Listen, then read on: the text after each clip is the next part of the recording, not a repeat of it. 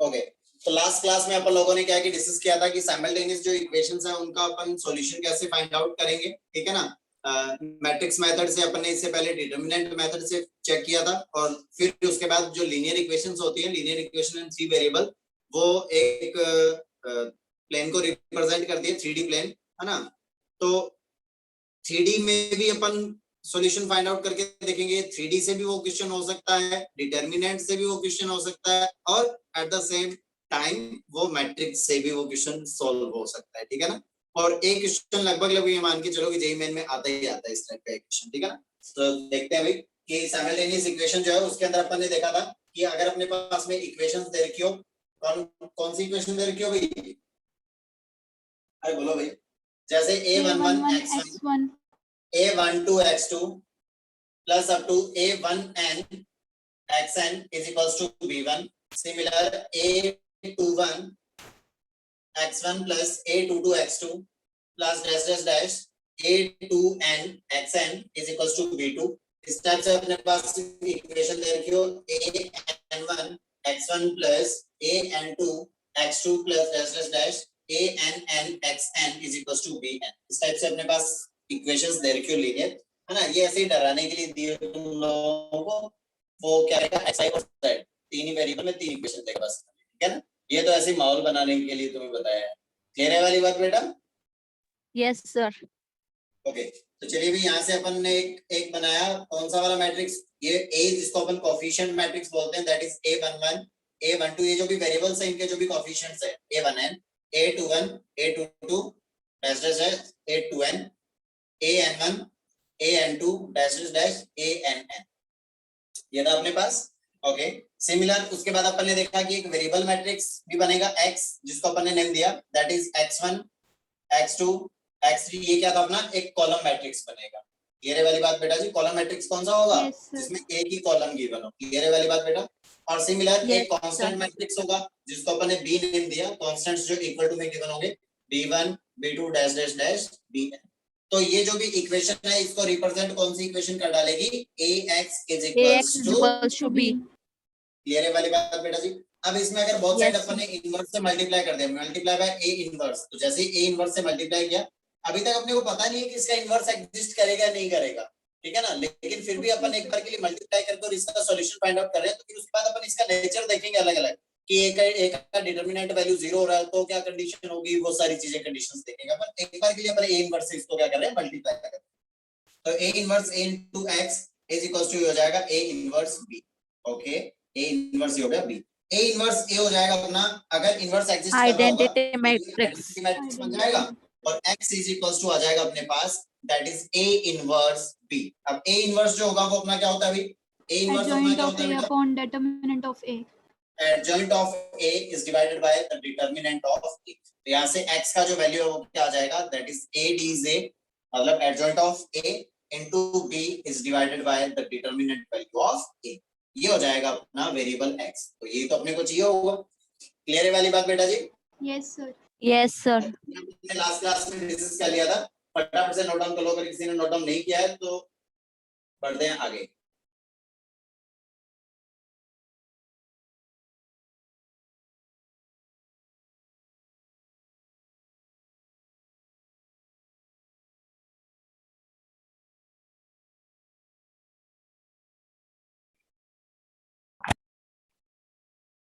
बेटा Deepanshu note down कर रही हो क्या? क्या सर? हाँ सर, उसकी नोट ले सर,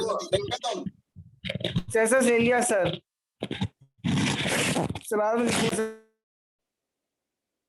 ये देखो तीसरी मतलब कौन सी जनरेशन है ये? 10th जनरेशन है, 11th जनरेशन है? मतलब स्क्रीनशॉट भी पूरा नहीं बोल सकते सर, एसएस ले लिया है ना, वो एसएस पता नहीं अब कौन से फोल्डर में गया, कहानी खत्म। एसएस ले लिया इन्होंने, नोट डाउन मत कर लेना तुम कभी, ले गएंगे। चलिए भाई ओके, तो अब उसके बाद आगे बढ़ते हैं अपन, इसके नेचर के बारे में बात करते हैं भैया, कि कैसी कैसी सिचुएशन होगी तो कैसा कैसा क्या क्या होगा, ठीक है ना। पहली बात तो तुम लोगों को अगर याद हो तो कंसिस्टेंट और इनकंसिस्टेंट में क्या डिफरेंस है पहले तो ये बता दीजिए। कोई भी सिस्टम ऑफ इक्वेशन है वो कंसिस्टेंट कब होगा और इनकंसिस्टेंट कब होगा?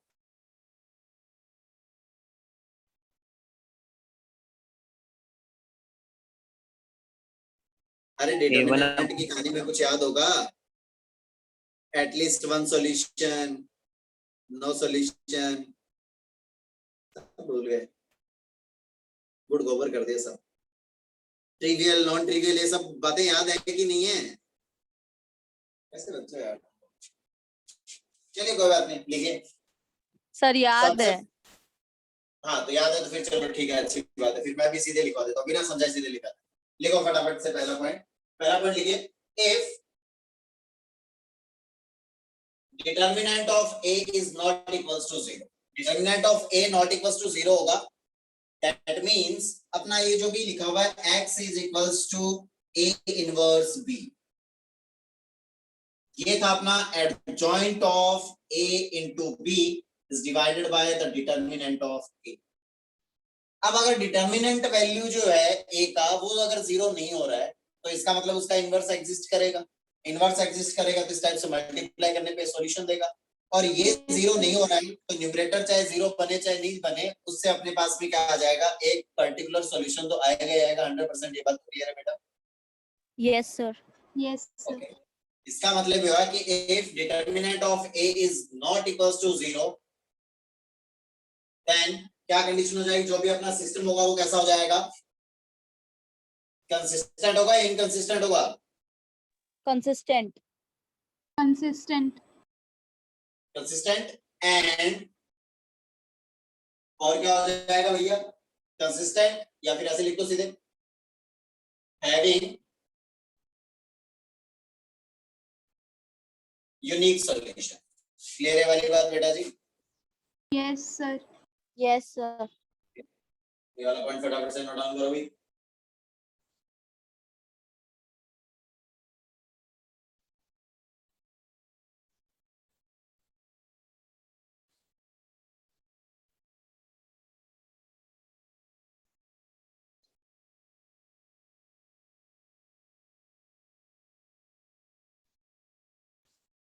ओके, दूसरी बात अपन करते हैं, ये तो हो गया पहला पॉइंट अपना। दूसरा पॉइंट देखते हैं कि अपन ने बोला कि इफ डिटर्मिनेंट ऑफ ए तो नॉट इक्वल्स टू 0 हो ही रहा है, ठीक है ना? तो इसका मतलब ये तो कंफर्म है कि determinant of a not equals to 0 होते ही तो कंडीशन कैसी बन जाएगी, यूनिक सॉल्यूशन की कंडीशन बन जाएगी। लेकिन अब वो जो यूनिक सॉल्यूशन आ रहा है वो ट्रिवियल है या नॉन ट्रिवियल है? ट्रिवियल का मतलब क्या होगा भाई, जो भी वेरिएबल है उन सबकी वैल्यू 0 0 0 0 ये वाली बात बेटा जी? Yes sir. Okay, non trivial कैसा होगा कि कोई सा भी एटलीस्ट वन नॉन जीरो हो At जाए। least one non-zero. Yes, sir. इसका मतलब ये हुआ कि ये हो जाए and at the same time the adjoint of a into b जो है वो हो जाए नल मैट्रिक्स। मतलब नल मैट्रिक्स हो जाए तो सॉल्यूशन कैसा होगा, trivial. then the solution is trivial। Yes sir. Yes. ये वाली बात बेटा जी? देखिए भाई ये नॉन जीरो है, ये ऊपर वाला ये x क्या है, वेरिएबल मैट्रिक्स है। यहाँ पे ऐसा लिखा होगा x1 x2 x3 xn, और इक्वल में इधर ये डिवाइड में चाहे कुछ भी हो ये नल मैट्रिक्स बन गया। तो ये भी तो कॉलम में क्या बन जाएगा, 0 0 0 ऐसा बन जाएगा। x1 का वैल्यू 0, x2 का वैल्यू 0, x3 का वैल्यू 0, x4 का वैल्यू 0, xn का वैल्यू 0। तो सॉल्यूशन कैसा हो जाएगा, ट्रिवियल सॉल्यूशन हो जाएगा। Trivial solution. बिल्कुल एकदम करेक्ट।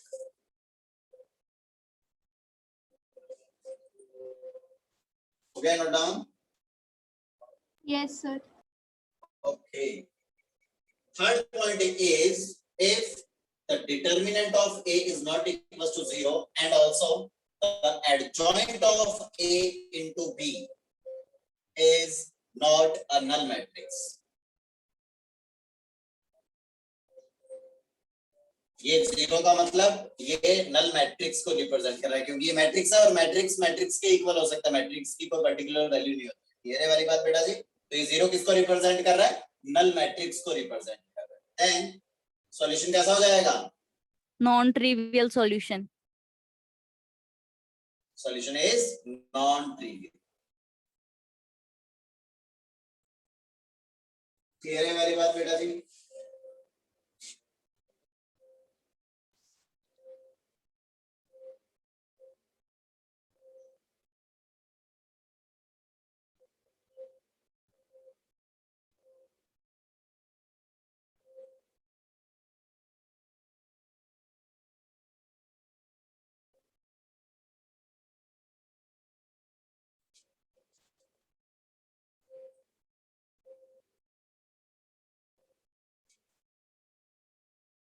हो गई क्या?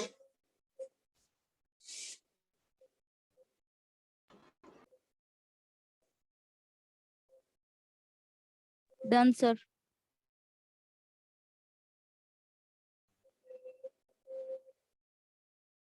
ठीक है। अब इसके बाद अपन बात कर लेते हैं next fourth point. If determinant of a is equals to zero, अगर डिटर्मिनेंट ऑफ ए क्या हो जाए? जीरो हो जाए, उस केस में क्या होगा? डिटर्मिनेंट ऑफ ए क्या हो जाए? जीरो हो जाएगा। तो उस केस में क्या हो जाएगा? मैट्रिक्स मेथड जो है वो क्या हो जाएगा? फेल हो जाएगा। ये रे वाली बात बेटा जी। Yes, sir. Yes sir. Okay, but वहां पे फिर अपन दो बातें बोल सकते हैं। पहली बात ये बोल सकते हैं कि ये जीरो हो रहा है और इसके साथ ही साथ पता है क्या हो रहा है? Adjoint of a into b जो है ये क्या बन रहा है? मान लो नल मैट्रिक्स बन रहा है। तो ये जीरो हो रहा है और उसके साथ साथ नल मैट्रिक्स बन रहा है। वैसे तो यहाँ पे ये जो भी अपन ax इक्वल्स टू b कर रहे हैं वो फिर वो उसके बाद जो भी अपन कह रहे हैं कि x का वैल्यू a इनवर्स b आ जाएगा। अरे भाई साहब, जब इसका डिटरमिनेंट वैल्यू Inverse जीरो भी होगा नहीं तो find इनवर्स होगा। एग्जिस्ट नहीं करेगा। Yes, sir. लेकिन वहां पे यस अगर सर। बात सॉल्यूशन कैसा है ऐसी अगर बात कर रहा हो वो कि भी उसका सॉल्यूशन कैसा आएगा, ओनली सॉल्यूशन के बारे में, सॉल्यूशन के नेचर के बारे में पूछना चाह रहा है वो, तो फिर जरूर अपन बता सकते हैं। तो फिर अपन क्या करेंगे? Adjoint of a into b find out करके चेक करेंगे कि वो अगर नल मैट्रिक्स आ रहा है तो उस केस में क्या हो जाएगा? Then solutions are infinite.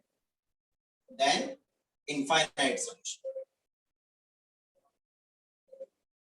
Matrix method से फाइंड आउट तो नहीं कर पाएंगे, लेकिन सॉल्यूशन क्या आएंगे उसके? कितने आएंगे? Infinite solution. Infinite. Yes sir. Second, if adjoint of A into B not equals to null matrix हो रहा हो, उस केस में क्या हो जाएगा भैया? No solution. No solution. मतलब सिस्टम कैसा हो जाएगा? Inconsistent. is inconsistent.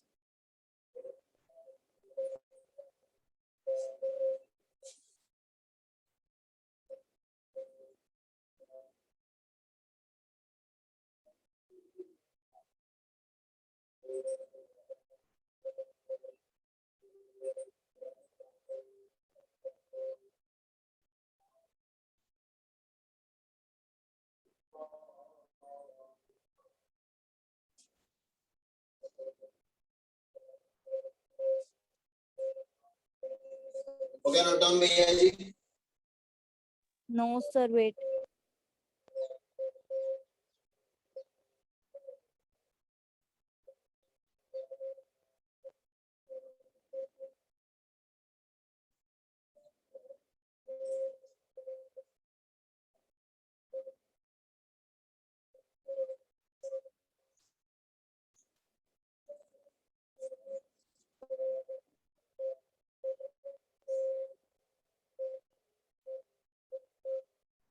Done sir.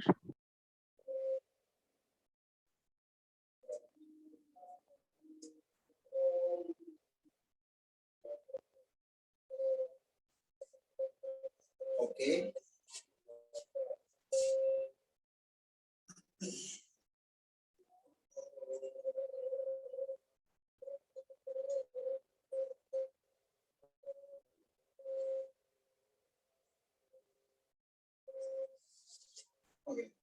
बाद देखिए होमोजेनियस इक्वेशंस।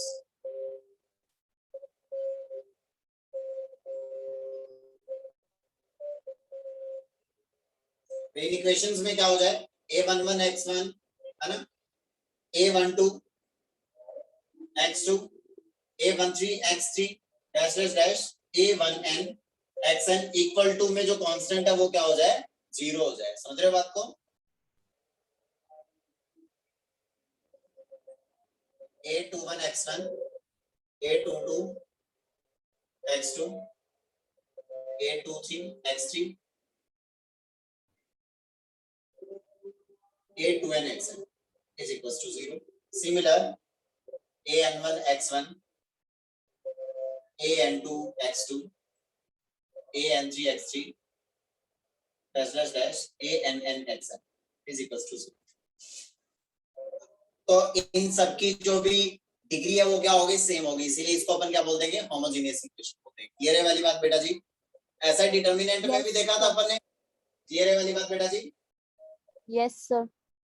ओके, तो इस केस में क्या हो जाएगा भाई, इस केस में फिर अपना a जो है वो तो वही रहेगा same, a11 a12 a1n a21 a22 a2n an1 an2 ann, ये सेम रहेगा। x जो है अपना वो भी सेम रहेगा, x1 x2 dash dash dash xn, लेकिन यहाँ पे b चेंज हो जाएगा, b अपना क्या हो जाएगा, 0 0 0 0 0 0 हो जाएगा बेटा जी। Yes, sir. तो इसका मतलब इस वाले केस में फिर जो अपन ax इक्वल टू b करके जो सॉल्यूशंस फाइंड आउट करेंगे उनका नेचर भी कुछ अलग टाइप का आएगा। सारी बात समझ में बेटा जी? yes sir तो Yes, इसमें sir. पहली कंडीशन क्या हो जाएगी भी कि इफ डिटरमिनेंट ऑफ a जो है वो अगर आ जाए equal to 0, determinant of a का वैल्यू क्या आ गया, या फिर पहले ले लेते हैं कि not equals to 0, determinant of a का वैल्यू जो है वो नॉट इक्वल्स टू 0 आ गया, तो बताइए कि सॉल्यूशन कैसा होगा, कुछ थोड़ा सा सोच करके बताइए कि फिर सॉल्यूशन कैसा होगा। बी नल मैट्रिक्स है ये, ठीक है, और determinant of a not equals to 0 हो गया, इसका मतलब ये हुआ कि अपना जो भी x है वो तो है adjoint of a into b is divided bye determinant of a। अब डिटरमिनेंट ऑफ a जो है, जो अपना डिटरमिनेंट ऑफ a है वो कह रहा है कि मैं 0 नहीं हो रहा, b कह रहा है भाई साहब मैं तो हमेशा नल मैट्रिक्स हूं। नल मैट्रिक्स को किसी भी मैट्रिक्स से मल्टीप्लाई करोगे तो वो हमेशा ही क्या बनेगा, नल मैट्रिक्स बनेगा। तो इसका Yes, मतलब x sir. Equal to x की जो भी वैल्यूज आएंगी, जो भी वेरिएबल्स की जो भी वैल्यूज आएंगी वो सारी कैसी आ जाएंगी, 0 0 0 0 0 आ जाएंगी सारी वैल्यूज। क्लियर है वाली बात बेटा जी? yes sir इसका मतलब सॉल्यूशन यूनिक आएगा, और यूनिक के साथ ही साथ कैसा, trivial trivial solution, unique solution, unique and trivial solution ऐसा लिखिए।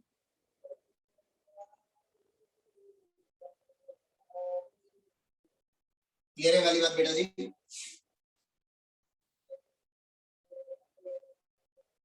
yes Okay. sir Yes, sir. Second number पे अपन बात करेंगे कि अगर डिटरमिनेंट ऑफ a का वैल्यू अगर इक्वल टू 0 हो जाए, क्या हो जाए, इक्वल टू 0 हो जाए, तो फिर इस केस में अपन क्या बता सकते हैं, नेचर बता सकते हैं, मैट्रिक्स मेथड से सॉल्यूशन फाइंड आउट नहीं कर सकते फिर इसका। infinite solutions आएंगे हमेशा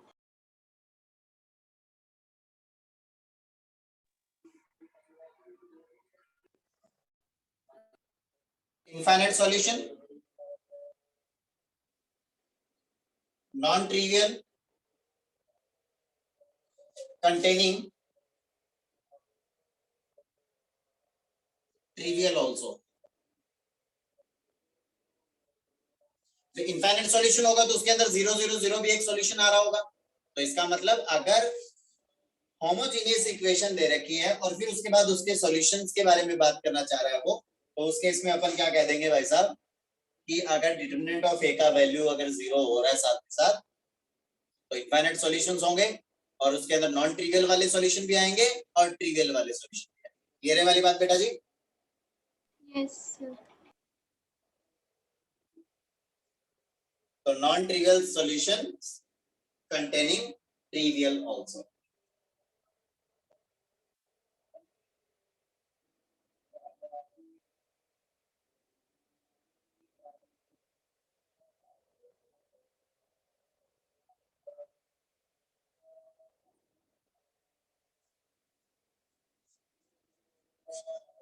ये वाली बात बेटा जी Yes, sir. हटा दे भैया No, sir. Wait.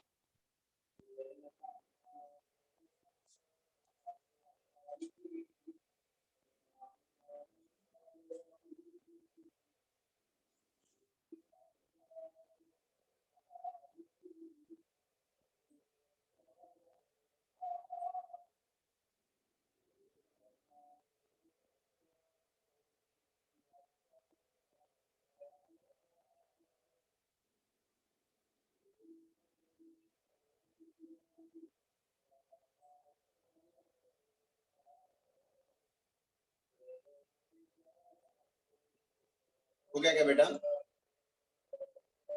Yes, sir.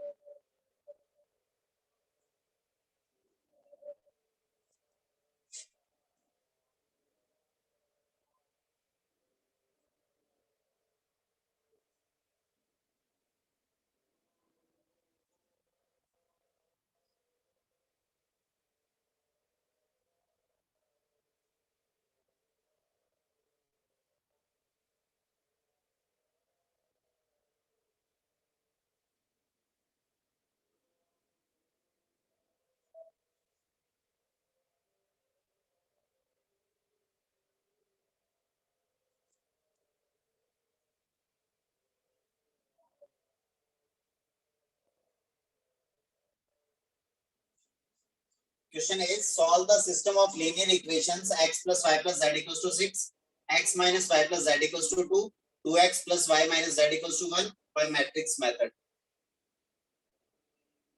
और ये क्या है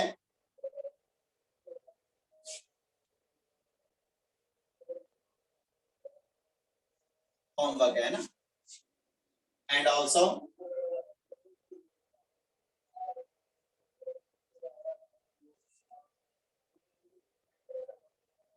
nature of solution. Okay. Okay, sir.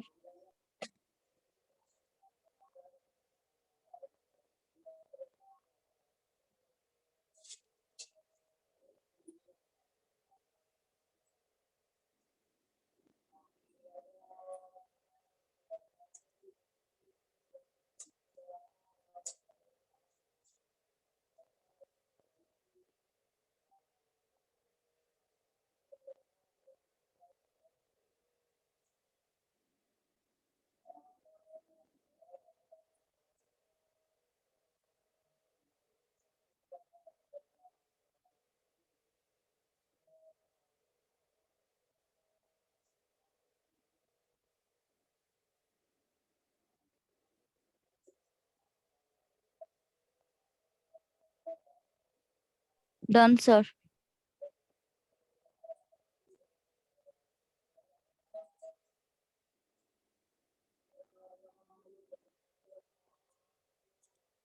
Done बेटा Yes, चलिए sir. भैया Yes, sir. तो व्यक्ति की कहानी देखेंगे अपन नेक्स्ट क्लास में अपना मैट्रिक्स कंप्लीट हो जाएगा ओके Okay, sir. Okay, बाकी sir. की कहानी देखेंगे अपन नेक्स्ट क्लास में तब तक के लिए बाय बाय टेक केयर सब लोग अपना अपना ध्यान रखिए मस्त है व्यस्त है बढ़िया से करते हैं okay Thank you, sir. Okay